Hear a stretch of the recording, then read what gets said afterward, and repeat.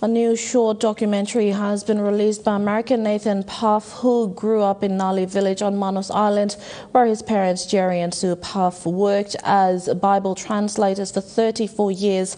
Nathan's parents departed for the U.S. recently due to the COVID-19 pandemic.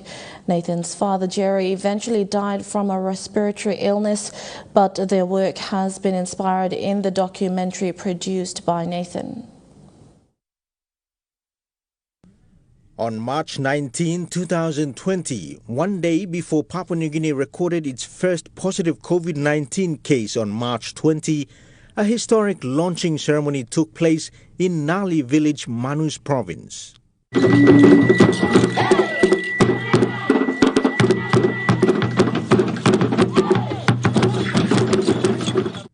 Half of the New Testament in the Holy Bible, which had been translated into the Nali language over 34 years, was finally ready for distribution and use.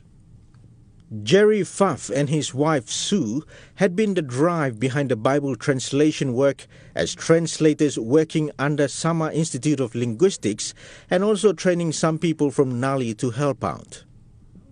The Pfaff family had to return to their home country, the United States, shortly after the launching due to the COVID-19 pandemic. Jerry eventually passed on a few weeks ago from respiratory illness.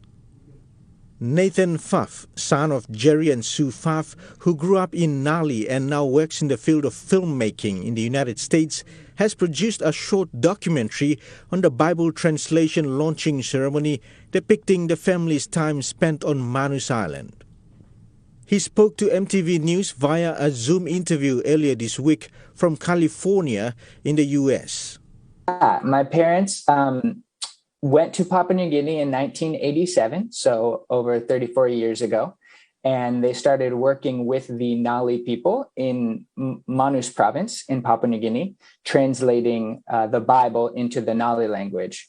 And so it's been a long process, but they got some of the Old Testament, the book of Genesis, translated in 2008.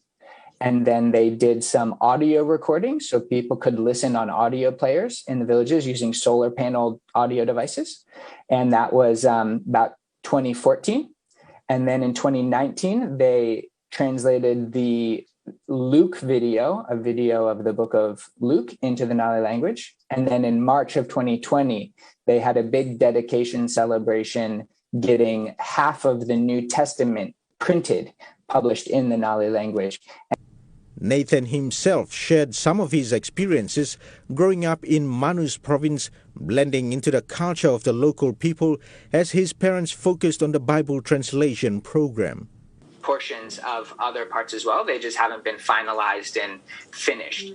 But yes, my mother would love to come back to PNG and help get the whole New Testament printed for the Nali people. So the Nali language group is in Manus province, and it has less than 4,000 speakers of it. But my parents have been helping train a team of local Nali speakers that will hopefully then be able to train and mentor other people from different language groups. So if they also want a translation in their language, then this team of Nali translators will be able to help them. And so they're hoping that it will then spread and they'll be able to get more translation work done. Despite his father's passing, Nathan's mother, Sue, will continue the Bible translation work in collaboration with the local Nali villagers who have been trained in Bible translation work. So would you love to come back to Papua New Guinea sometime? Always. I would always like to go back. Papua New Guinea is my home, so I love it. I think it's paradise, the most beautiful country. The full short documentary is now available on YouTube following a trailer that was released earlier. Dennis Orere, National EmTV News.